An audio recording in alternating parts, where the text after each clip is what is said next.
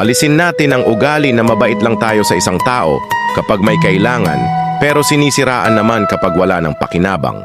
Minsan kasi, may mga tao lang talaga na lalapit lang kapag may kailangan. Pero kapag tapos na, bigla ka nang hindi kilala. Worse, sila pa ang unang naninira sa'yo sa iba. Lahat tayo may pinagdaanan sa mga taong ganyan. Yung tipong tinulungan mo na, pero sa huli ikaw pa ang sinaktan.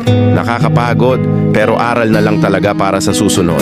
Mas magaan sa pakiramdam yung totoo ka sa lahat ng oras, hindi lang kapag may kailangan. Masarap sa puso yung wala kang tinatapakang tao kahit anong estado pa nila sa buhay. Kasi sa dulo, respeto pa rin ang binabalik ng mundo. Walang masama tumulong, pero piliin din natin ang mga taong hindi lang marunong tumanggap, kundi marunong ding tumanaw ng utang na loob. Hindi yung kapag nakuha na nila gusto nila, bigla ka ng ghosted. Parang promo lang na expired na, wala ka ng halaga. Kung ayaw natin ng ganitong trato sa atin, huwag din nating gawin sa iba. Kasi ang ugali, bumabalik din sa'yo. Kaya piliin maging mabuti kahit walang kapalit.